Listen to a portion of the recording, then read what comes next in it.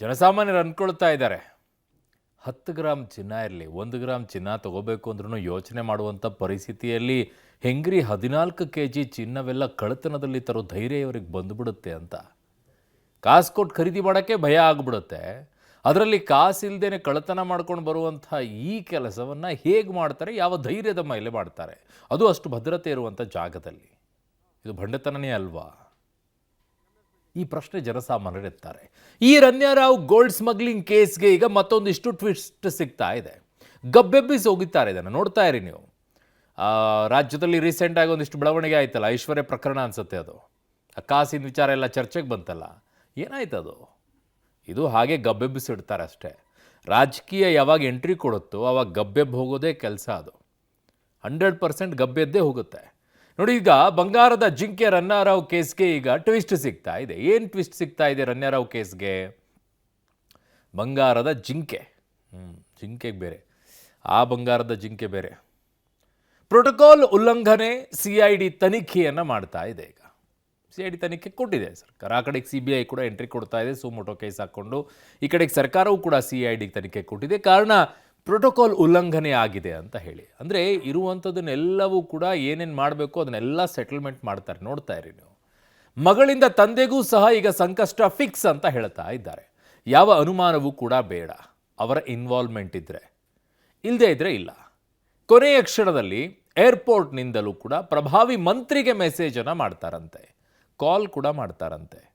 ಯಾರದು ಪ್ರಭಾವಿ ಮಂತ್ರಿ? ನೋಡಿ, ಜನಸಾಮಾನ್ಯರಿಗೆ ಹೇಳುವಂಥದ್ದೇನು ಅಂದರೆ, ನೀವೆಲ್ಲಾದರೂ ಹೋಗಬೇಕಾದ್ರೆ ಈಗ ನಿಮಗೆ ಸಿಂಪಲ್ ಆಗಿ ಹೇಳ್ತೀನಿ, ಟ್ರಾಫಿಕ್ ಪೊಲೀಸರು ಎಲ್ಲಾದರೂ ಹಿಡ್ಕೊಂಡ್ರು ಅಂತ ಇಟ್ಕೊಳ್ಳಿ. ಅವ್ರಿಗೆ ನೆನಪಿಗೆ ಬರೋದು ಯಾರು? ಯಾರಾದರೂ ಇನ್ಫ್ಲೂಯೆನ್ಸ್ ಇರೋರು, ಪ್ರಭಾವಿಗಳು ಯಾರು ಇರ್ತಾರೆ. ಇದೊಂಚೂರು ಹೇಳೋಣ, ಹಿಂಗೆ ಆಗ್ಬಿಟ್ಟಿದೆ, ಪೊಲೀಸರು ಹಿಡಿದ್ಬಿಟ್ಟಿದ್ದಾರೆ ಅಂತ ಹೇಳಿ. ಅಂಥವ್ಕೆ ಅವಕಾಶ ಯಾರು ಕೊಡಬಾರ್ದು. ಬಟ್ ಕೊಡ್ತಾರೆ ತುಂಬ ಜನ. ಇರಲಿ ಬಿಡಿ, ಬಿಟ್ಬಿಡಿ ಅಂತ ಹೇಳ್ತಾರೆ. ಹಾಗೆ ಇಲ್ಲಿ ತಗಲಾಕೊಂಡಾಗ ಇವರು ಇನ್ನೂ ಹೈಯರ್ ಲೆವೆಲ್ ಅಲ್ವಾ, ಸ್ವಲ್ಪ ಒಂದು ಲೆವೆಲ್ ಗ್ರೇಡ್ ಜಾಸ್ತಿ. ಸೊ ಹಾಗಾಗಿ ಮಂತ್ರಿಗೆ ಫೋನ್ ಮಾಡಿಬಿಟ್ಟಿದ್ದಾರೆ. 2 ಕರೆ ಮಾಡಿದ್ದಾರೆ, 4.25 ನಿಮಿಷ ಮಾಡಿದ್ದಾರೆ. ಪ್ರಭಾವಿ ಮಂತ್ರಿಯಿಂದ 2 ಕರೆ ಬರುತ್ತೆ. ಇವ್ರು ಇಮ್ಮಿಡಿಯೇಟಾಗಿ ಮೆಸೇಜ್ ಹಾಕಿದರೆ ಹೆಲ್ಪ್ ಮೀ ಪ್ಲೀಸ್ ಅಂತ ಹೇಳಿ. ಆ ಕಡೆಯಿಂದ ಕಾಲ್ ಬರುತ್ತೆ, 2 ನಿಮಿಷ ಮಾತನಾಡ್ತಾರೆ. ರನ್ಯಾ ಕೇಸ್ನಲ್ಲಿ ಈಗ ವಿಜಯೇಂದ್ರ ಹೆಸರು ಕೂಡ ಬರ್ತಾ ಇದೆ. ಯಾಕೆ ಬಂತು ನೋಡಿ? ಸರ್ಕಾರದಲ್ಲಿರುವಂಥ ಮಂತ್ರಿಗಳ ಹೆಸರು ಇದರಲ್ಲಿ ತಗಲಾಕೊಂಡಿದೆ ಅಂತಂದಾಗ ಇನ್ನೊಂದಿಷ್ಟು ಹರಿಬಿಡ್ತಾರೆ. ಅದು ಯಾವುದಕ್ಕೋ ಲಿಂಕ್ ಮಾಡಿಬಿಟ್ಟು ಇನ್ಯಾವುದಕ್ಕೋ ಲಿಂಕ್ ಮಾಡ್ಕೊಂಡು ಅವ್ರದ್ದಿದೆ ಇವ್ರದ್ದಿದೆ ಅಂಥೇಳಿ. ಇವೆಲ್ಲವೂ ಕೂಡ ಸಾಮಾನ್ಯವಾಗಿ ಇಂತಹ ಪ್ರಕರಣಗಳಲ್ಲಿ ನಡೆಯುತ್ತೆ. ಯಾರ್ಯಾರ್ದೋ ಲಿಂಕ್ಗಳು ಬರುತ್ತೆ. ಆದರೆ ನಿಜವಾಗಿಯೂ ಕೂಡ ಯಾರು ಅನ್ನುವಂಥದ್ದರ ಮಾಹಿತಿಯನ್ನು ತನಿಖಾಧಿಕಾರಿಗಳು ಮಾಡಿ ಜನರ ಮುಂದೆ ಇಡಬೇಕು. ಅದರ ಡೀಟೇಲ್ಸ್ ಇಲ್ಲಿದೆ ನೋಡಿ. ಬಂಗಾರದ ಜಿಂಕೆ ರನ್ಯಾರಾವ್ ಕೇಸ್ಗೆ ಟ್ವಿಸ್ಟ್. ಕೊನೆ ಕ್ಷಣದಲ್ಲಿ ಹೆಲ್ಪ್ ಮೀ ಅಂತ ಕಣ್ಣೀರು. ಪ್ರಭಾವಿ ಸಚಿವರಿಂದ 2 ಕರೆ, 4.25 ನಿಮಿಷ ಮಾತು. ಪ್ರಭಾವಿ ಸಚಿವರಿಗೆ ಸಂಕಷ್ಟ ಫಿಕ್ಸ್. ಬಂಗಾರದ ಜಿಂಕೆ ನಟಿ ರನ್ಯಾರಾವ್ ಗೋಲ್ಡ್ ಸ್ಮಗ್ಲಿಂಗ್ ಕೇಸ್ನಲ್ಲಿ ಕ್ಷಣಕ್ಕೊಂದು ರಹಸ್ಯಗಳು ಹೊರಬರ್ತಾ ಇದೆ. ಇನ್ನು ಈಕೆಗೆ ಪ್ರಭಾವಿ ರಾಜಕಾರಣಿಯ ನಂಟಿದೆ ಅನ್ನೋದು ಈಗ ಹಳೆಯದಾಗಿದೆ. ಆದ್ರೀಗ ಆ ಪ್ರಭಾವಿ ರಾಜಕಾರಣಿಯ ರಾತ್ರೋರಾತ್ರಿ ಕಾರ್ಯಾಚರಣೆಯ ರಹಸ್ಯ ಪಬ್ಲಿಕ್ ಟಿವಿಯಲ್ಲಿ ಬಯಲಾಗ್ತಿದೆ. ಗೋಲ್ಡ್ ಸ್ಮಗ್ಲಿಂಗ್ನಲ್ಲಿ ಭಾಗಿಯಾಗಿರುವ ನಟಿ ರನ್ಯಾರಾವ್ ಏರ್ಪೋರ್ಟ್ನಲ್ಲಿದ್ದಾಗಲೇ ತಮಗೆ ಎದುರಾಗಲಿರುವ ಸಂಕಷ್ಟವನ್ನ ಅರಿತಿದ್ರು ಅನ್ಸುತ್ತೆ. ಹೀಗಾಗಿ ಆ ಪ್ರಭಾವಿ ರಾಜಕಾರಣಿಗೆ ರಾತ್ರಿಯಲ್ಲಿ ಮೆಸೇಜ್ ಮಾಡಿದ್ರು. ಈಕೆಯ ಒಂದು ಮೆಸೇಜ್ ಪಟ್ಟಂತ ಆ ಕಡೆಯಿಂದ ಪ್ರಭಾವಿ ರಾಜಕಾರಣಿ ಕಡೆಯಿಂದ ಕರೆ ಬಂದಿತ್ತು. ಆದ್ರೆ ಅಷ್ಟರಲ್ಲಾಗ್ಲೇ ನಟಿಮಣಿ DRI ವಶಕ್ಕೆ ಸೇರಿದ್ಲು. ಆದ್ರೆ ಆ ಪ್ರಭಾವಿ ಸ್ವಲ್ಪ ಬೇಗ ಕರೆ ಮಾಡಿದ್ರೆ ಆಕೆ ಬಚಾವ್ ಆಗ್ತಿದ್ಲ ಅನ್ನೋ ಇಂಟ್ರೆಸ್ಟಿಂಗ್ ವಿಚಾರ ಬೆಳಕಿಗೆ ಬಂದಿದೆ. ಏರ್ಪೋರ್ಟ್ಗೆ ಚಿನ್ನದ ಸಮೇತ ಆಗಮಿಸಿದ್ದ ರನ್ಯಾಗೆ ಏನೋ ಸಮಸ್ಯೆ ಆಗಿದೆ ಅಂತ ಅನಿಸಿದೆ. ಹೀಗಾಗಿ ತನಗೆ ಗೊತ್ತಿರುವ ಪ್ರಭಾವಿ ರಾಜಕಾರಣಿಗೆ ಹೆಲ್ಪ್ ಮೀ ಅಂತ ಮೆಸೇಜ್ ಮಾಡಿದ್ದಾಳೆ. ಮೆಸೇಜ್ ನೋಡಿದ ಕ್ಷಣ ಮಾತ್ರದಲ್ಲಿ ಆ ಕಡೆಯಿಂದ ಕರೆ ಬಂದಿದೆ. ರಾತ್ರಿ 10:40ರಲ್ಲಿ ಒಂದು ಕಾಲ್, ರಾತ್ರಿ 10:46ರಲ್ಲಿ ಇನ್ನೊಂದು ಕಾಲ್ ಮಾಡಿದ್ದಾರೆ. ರನ್ಯಾ ಜೊತೆಗೆ ಬರೋಬ್ಬರಿ 4.25 ನಿಮಿಷ ಮಾತನಾಡಿದ್ದಾರೆ. ಈ ವೇಳೆ ರನ್ಯಾ ಗೋಲ್ಡ್ ಸ್ಮಗ್ಲಿಂಗ್ ಬಗ್ಗೆ ಹೇಳಿದ್ಲ ಅಥವಾ ಬೇರೆ ಕಹಾನಿ ಹೇಳಿದ್ಲ ಗೊತ್ತಿಲ್ಲ. ಆದ್ರೆ ಈ 4.25 ನಿಮಿಷವೇ ಆ ಪ್ರಭಾವಿ ನಾಯಕನ ಕುತ್ತಿಗೆಗೆ ತಂದು ಬಿಡುತ್ತೋ ಏನೋ. ಮತ್ತೊಮ್ಮೆ ಕರೆ ಮಾಡೋಷ್ಟರಲ್ಲೇ ರನ್ಯಾರಾವ್ಳನ್ನ DRI ವಶಕ್ಕೆ ಪಡ್ಕೊಂಡಿತ್ತು. ಈ ಬಗ್ಗೆ DRI ಕಸ್ಟಮ್ಸ್ ಅಧಿಕಾರಿಗಳ ತನಿಖಾ ವರದಿಯಲ್ಲಿ ಉಲ್ಲೇಖ ಆಗಿತ್ತು. ಆ ಪ್ರಭಾವಿಗೆ CBI ಕುಣಿಕೆಯೋ DRI ಕುಣಿಕೆಯೋ ಕೆಲ ದಿನಗಳಲ್ಲೇ ಗೊತ್ತಾಗಲಿದೆ. ತಂದೆಯ ಹೆಸರು ದುರ್ಬಳಕೆ ಮಾಡಿಕೊಂಡ್ರ ನಟಿ ರನ್ಯಾ. ಶಿಷ್ಟಾಚಾರ ಉಲ್ಲಂಘನೆ ಬಗ್ಗೆ ತನಿಖೆಗೆ ಆದೇಶ. ಮಗಳಿಂದ ತಂದೆಗೂ ಕೂಡ ಸಂಕಷ್ಟ ಫಿಕ್ಸ್. ಏರ್ಪೋರ್ಟ್ನಲ್ಲಿ ಶಿಷ್ಟಾಚಾರ ಉಲ್ಲಂಘಿಸಿದ ಬಗ್ಗೆ ಗೃಹ ಇಲಾಖೆ ತನಿಖೆಗೆ ಆದೇಶಿಸಿದೆ. IAS ಗೌರವ್ ಗುಪ್ತಾ ನೇತೃತ್ವದಲ್ಲಿ CID ತನಿಖೆಗೆ ಸರ್ಕಾರ ಆದೇಶಿಸಿದೆ. ಪ್ರಕರಣದಲ್ಲಿ ಮಗಳಿಂದ IPS ಅಧಿಕಾರಿ ರಾಮಚಂದ್ರ ರಾವ್ಗೆ ಸಂಕಷ್ಟ ಎದುರಾಗಲಿದೆ. ಪ್ರೋಟೋಕಾಲ್ ಉಲ್ಲಂಘಿಸಿ ರನ್ಯಾರಾವ್ಗೆ ರಕ್ಷಣೆಗೆ ಮುಂದಾದ್ರ.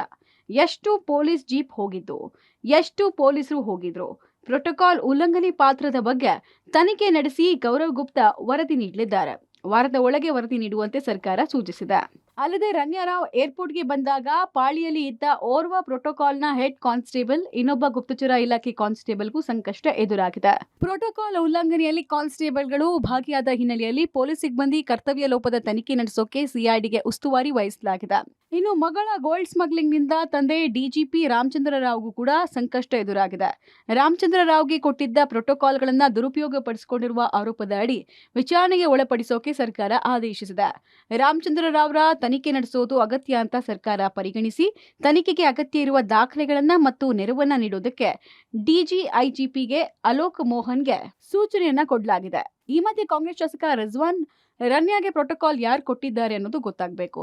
ಸಚಿವರ ಮಗ, ಅಧಿಕಾರಿಗಳ ಮಗಳು ಅಂತ ಪ್ರೋಟೋಕಾಲ್ ಕೊಡೋದಕ್ಕೆ ಬರೋದಿಲ್ಲ. ಆದ್ರೆ ಆಕೆ ಹಿಂದೆ ಯಾವ ಸಚಿವರು ಇದ್ದಾರೆ ಅನ್ನೋದನ್ನ ಸಿಬಿಐ, ಡಿಆರ್ಐ ಹೇಳಲಿ ಅಂತ ಆಗ್ರಹಿಸಿದ್ದಾರೆ. ವಿಮಾನ ನಿಲ್ದಾಣದ ಒಳಗಡೆ ಅವಳಿಗೆ ಸಹಾಯ ಆಗಿದೆ, ಪ್ರೋಟೋಕಾಲ್ ಕಡೆಯಿಂದ ಸಹಾಯ ಆಗಿದೆ ಅಂತ ಹೇಳಲಾಗಿದೆ.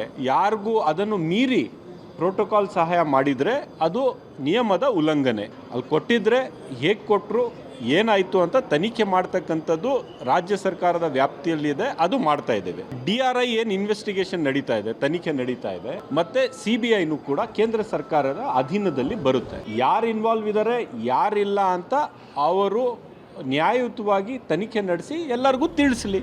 ರಾಜ್ಯ ರಾಜಕೀಯದಲ್ಲೂ ರಣ್ಯಾ ಗೋಲ್ಡ್ ಸಂಚಲನ. ವಿಜಯೇಂದ್ರ ದುಬೈ ಪ್ರವಾಸ ಮುನ್ನೆಲೆಗೆ. ರಣ್ಯಾಗೆ 3 ಸಚಿವರ ನಂಟಿದೆ ಅಂತ ಆರೋಪಿಸಿದ್ದ ವಿಜಯೇಂದ್ರಗೆ ಕಾಂಗ್ರೆಸ್ ತಿರುಗುಬಾಣ ಅಸ್ತ್ರ ಪ್ರಯೋಗ ಮಾಡಿದೆ.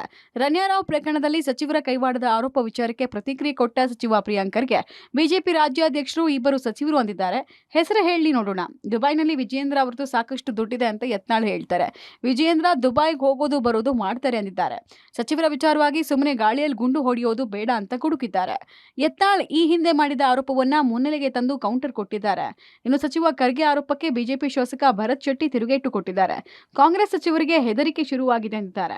ಇದಕ್ಕೆ ವಿಜೇಂದ್ರ ತೀಕ್ಷ್ಣವಾಗಿ ಪ್ರತಿಕ್ರಿಯೆ ಕೊಟ್ಟಿದ್ದು, ಹಿರಿಯರು ಬೆಂಕಿ ಇಲ್ಲದೆ ಹೊಗೆ ಆಡಲ್ಲ ಅಂದಿದ್ದಾರೆ. ಇಂತಹ ಗಂಭೀರ ಪ್ರಕರಣ ಯಾರದ್ದೋ ಬೆಂಬಲ ಇಲ್ಲದೆ ಆಗಲ್ಲ. ಸೂಕ್ತ ತನಿಖೆಯ ಬಳಿಕ ಸತ್ಯಾಂಶ ಹೊರಬರಲಿದೆ ಅಂದಿದ್ದಾರೆ.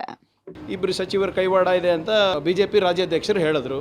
ಈಗ ಯತ್ನಾಳ್ ಅವ್ರು ಏನು ಹೇಳ್ತಾರೆ ಅಂದರೆ, ವಿಜೇಂದ್ರ ಅವರಿಗೆ ದುಬೈ ಬಗ್ಗೆ ಬಹಳಷ್ಟು ಅನುಭವ ಇದೆ ಅಂತ, ದುಬೈನಲ್ಲಿ ವಿಜೇಂದ್ರ ಅವ್ರದ್ದು ಸಾಕಷ್ಟು ದುಡ್ಡಿದೆ ಅಂತ, ದುಬೈಗೆ ಹೋಗೋದು ಬರೋದಿದೆ ಅಂತ. ಸುಮ್ಮನೆ ಗಾಳಿನಲ್ಲಿ ಗುಂಡು ಹಾರಿಸಿದ್ರೆ ಪ್ರಯೋಜನ ಇಲ್ಲ ಸ್ವಾಮಿ. ಒಂದು ಗೋಲ್ಡ್ ಸ್ಮಗ್ಲರು ಏರ್ಪೋರ್ಟಿಂದ ಹೊರಗೆ ಬರುವಂಥ ಸಮಯದಲ್ಲಿ ಏನೂ ಚೆಕ್ಕಿಂಗ್ ಆಗದೆ, ಏನೂ ಫ್ರಿಸ್ಕಿಂಗ್ ಆಗದೆ, government protocol, government of police ಆಫೀಸರ್ಸನ್ನು ಪ್ರೋಟೋಕಾಲೊಂದಿಗೆ ವಿದೌಟ್ ಚೆಕ್ಕಿಂಗ್ ಹೊರಗೆ ಬರ್ತಾರೆ ಇರೋದೇ ನಮ್ಮ ಕನ್ಸರ್ನ್. ಇದ್ರ ಹಿಂದೆ ರಾಜಕೀಯ ಕೈವಾಡ ಇದ್ದೇ ಇರ್ತದೆ. ಇವರೆಲ್ಲರೂ ಸಹ ಈಗ ಬಾಯಿ ಬಂದಾಗೆ ಮಾತಾಡ್ತಾ ಇದ್ದಾರೆ. ಯಾಕಂತ ಹೇಳಿದ್ರೆ ಅವರಿಗೆ ಎಲ್ಲೋ ಒಂದು ಕಡೆ ಚಳಿ ಕೂತಿದೆ, ಸ್ವಲ್ಪ ಹೆದರಿಕೆ ಆಗಲಿ ಸ್ಟಾರ್ಟ್ ಆಗಿದೆ. ಎಲ್ಲೋ ಇನ್ನು ನಮ್ಮ ಹೆಸರು ಬರ್ತದೆ, ಎಲ್ಲರೂ ಇನ್ವಾಲ್ವ್ ಆಗಿ ತೋರ್ತಿದ್ದಾರೆ. ಬೆಂಕಿ ಇಲ್ಲದೆ ಹೊಗೆ ಆಡೋದಿಲ್ಲ ಅಂತೇಳಿ ಹಿರಿಯರು ಹೇಳ್ತಾರೆ. ಇಂಥ ಒಂದು ಗಂಭೀರವಾಗಿರ್ತಕ್ಕಂಥ ಪ್ರಕರಣ ಯಾರ್ದೋ ಬೆಂಬಲ ಇಲ್ಲದೇ ಆಗೋದಕ್ಕೆ ಸಾಧ್ಯ ಇಲ್ಲ. ಒಬ್ಬ ಹಿರಿಯ IPS ಅಧಿಕಾರಿಯ ಮಗಳು ಒಂದು ಕಡೆ ಆದರೆ, ಸಚಿವರವಳ ನಿಕಟ ಸಂಪರ್ಕ ಇತ್ತು ಅಂದರೆ, ಬೆಂಬಲ ಇತ್ತು ಅನ್ನೋದನ್ನು ಕೂಡ ಸಾಕಷ್ಟು ಚರ್ಚೆಗೆ ಗ್ರಾಸ ಆಗಿದೆ. ಹಾಗೆ ಎಲ್ಲವೂ ಕೂಡ ಸತ್ಯಾಂಶ ತನಿಖೆ ನಂತರ ಹೊರಬೀಳ್ತದೆ. ರಣ್ಯಾ ಮೊಬೈಲ್ನಲ್ಲಿ ಪ್ರಭಾವಿಗಳ ಫೋಟೋ. ಇನ್ನು ರಣ್ಯಾಳ ಮೊಬೈಲ್, ಲ್ಯಾಪ್ಟಾಪ್ ವಶಕ್ಕೆ ಪಡೆದಿದ್ದ DRIಗೆ ರಿಟ್ರೀವ್ ವೇಳೆ ಆರೋಪಿ ಮೊಬೈಲ್ನಲ್ಲಿ ಸ್ಫೋಟಕ ಮಾಹಿತಿಗಳು ಸಿಕ್ಕಿದೆ. ಪ್ರಭಾವಿ ರಾಜಕಾರಣಿಗಳ ಫೋಟೋ, ವಿಡಿಯೋಗಳು ಲಭ್ಯ ಆಗಿದೆ. ಆದರೆ ರಣ್ಯಾರಾವ್ಗೆ ಸಚಿವರು, ಪ್ರಭಾವಿಗಳ ಒಡನಾಟದ ಬಗ್ಗೆ ರಾಜಕೀಯದಲ್ಲಿ ಸಂಚಲನ ಮೂಡಿಸ್ತಾ ಇರುವ ಹೊತ್ತಲ್ಲಿ ಕಾಂಗ್ರೆಸ್ನಲ್ಲಿ ಢವಢವ ಶುರುವಾಗಿದೆ. ವಿಪಕ್ಷಗಳ ಪಾಲಿಗೆ ಇದು ಒಂದು ರಾಜಕೀಯ ಅಸ್ತ್ರವಾಗಿದೆ. ಅಧಿವೇಶನ ನಡೀತಾ ಇರುವ ಸಂದರ್ಭದಲ್ಲೇ ಈ ಬೆಳವಣಿಗೆ ಆಗಿರುವುದು ಕಾಂಗ್ರೆಸ್ ಪಾಳ್ಯದ ಆತಂಕ ಹೆಚ್ಚಿಸಿದೆ ಎನ್ನಲಾಗಿದೆ.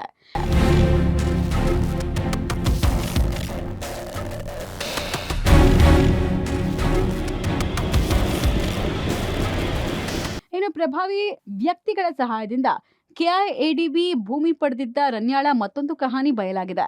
ರಣ್ಯಾರಾವ್ ಮತ್ತು ರಿಷಬ್ ಇಬ್ರು ಕೂಡ ಕಂಪನಿ ನಿರ್ದೇಶಕರಾಗಿದ್ದು, ಅಸಲಿ ಸತ್ಯ ಬಯಲಾಗಿದೆ.